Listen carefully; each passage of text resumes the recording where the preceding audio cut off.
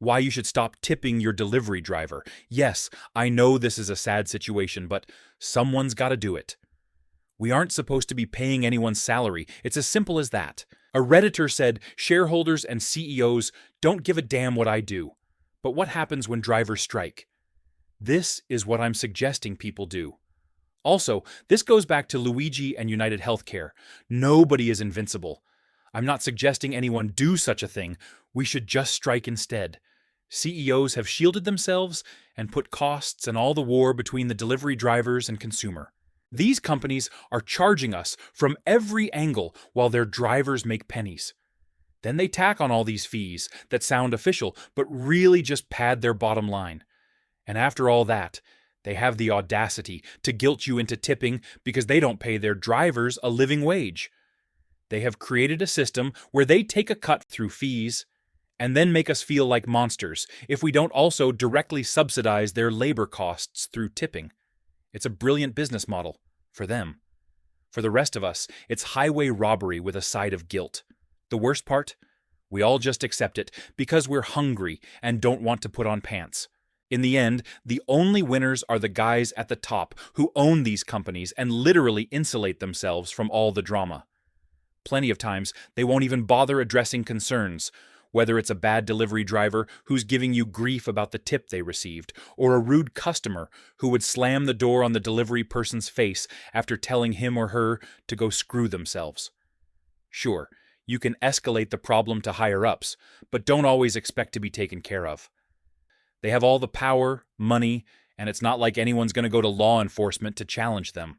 I'm not encouraging people not to be generous, but when delivery drivers expect tips and take their frustration out on customers, we have a problem.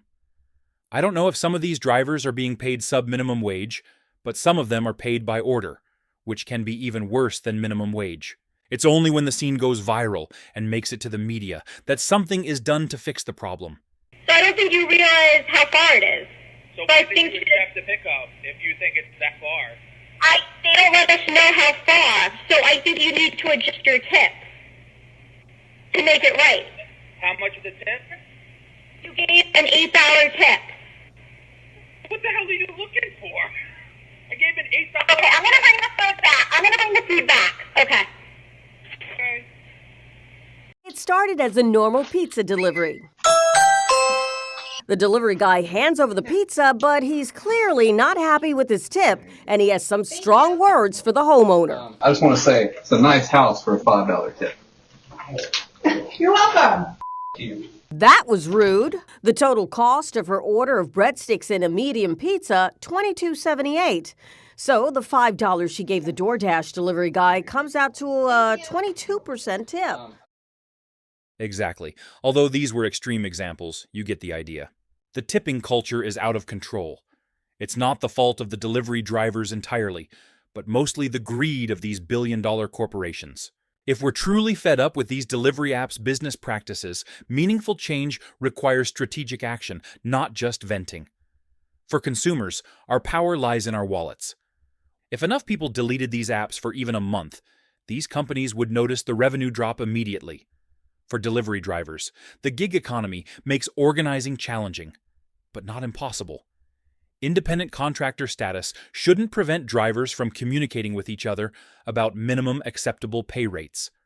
Coordinated action during peak hours or major events could demonstrate their essential value to these platforms.